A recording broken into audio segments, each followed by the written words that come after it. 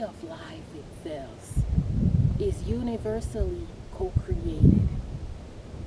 And it all stems from that divine source consciousness of oneness birthing within each and every one of you. Prepare to expand on this universal identity quotient that all resides within each and every one of you.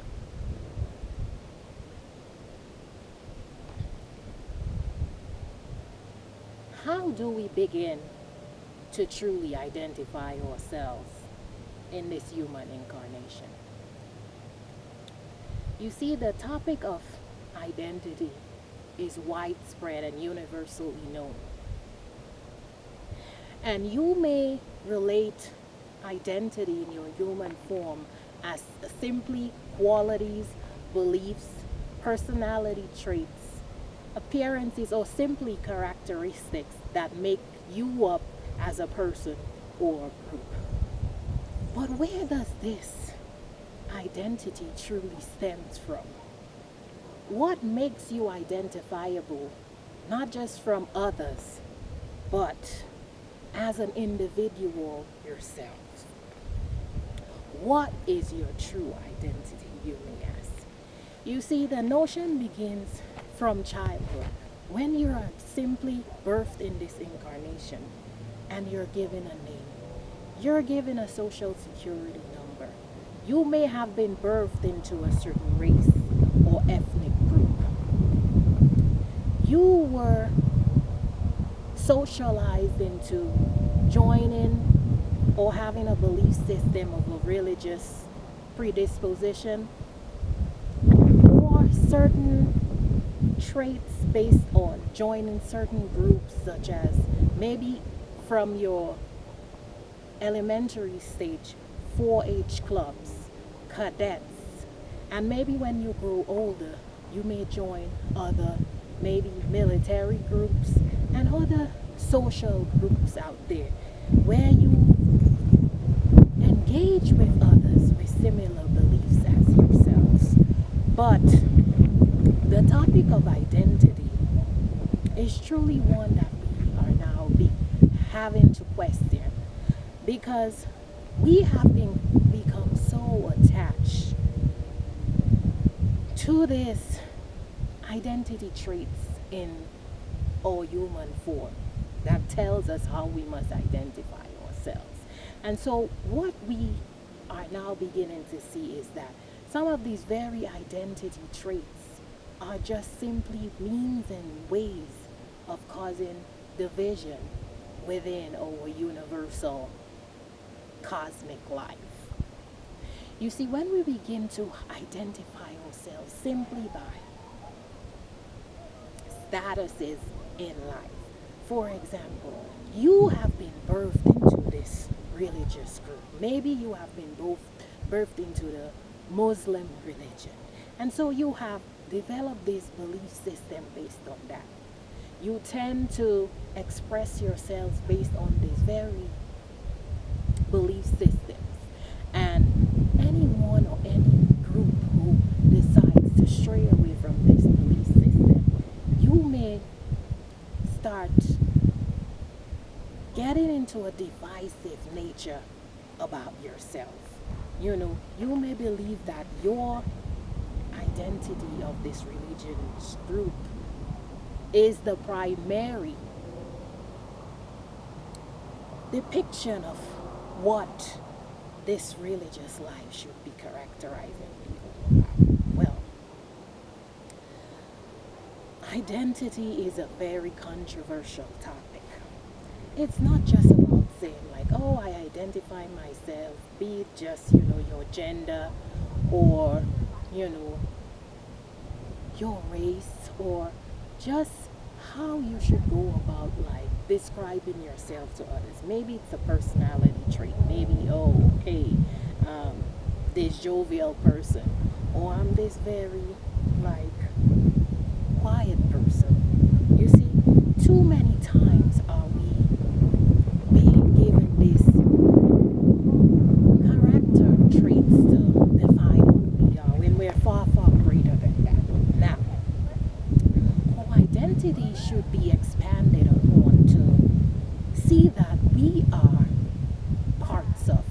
great creator, prime creator, better known as Source, we were birthed into this incarnation in this physical vessels as pure states of divine consciousness. And it is universally noted that we were made in the Creator's image and likeness. Now, this could be expanded on in so many different ways. It could just be like the body suit that we're wearing in this incarnation. We're birthed in this identity form to say we're part of this creator source. But I believe it delves far, far deeper into just saying that it's more about the state of consciousness. And as we begin to go forth and expand into our universal divine consciousness, we begin to see that it's far, far, far greater than these outer traits. We see that, first of all, the consciousness field collectively comes together with the divine feminine and masculine energy. And if you go further to look at the energetic body system, you will see that it's broken down into a physical body, first of all, but then as you go into higher octaves of consciousness, you will see that it goes greater into the emotional, the mental, and spiritual bodies. So what I'm here to simply expand on is to allow you to see that you're far greater than this identity. I've seen from my own human experience that too many people become attached to their identity, and they allow statuses and titles in their present day form to define who they are. They allow certain belief systems and groups. You see, people tend to go with the commonality, systematic way of life. Okay, this family member expresses themselves or believes that, and so I must go about doing this the same way. This particular group of mine says, this is how I must behave.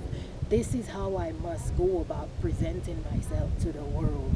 And so I see day to day, even just from me growing up in my childhood, I've seen how I've developed certain belief systems that I've had to alter, as I expand in my divine state of consciousness. And so this is now a time where we're being asked to simply detach from this 3D dimensional identity concepts and expand into the divine oneness of source and begin to see that the true identity resides within you.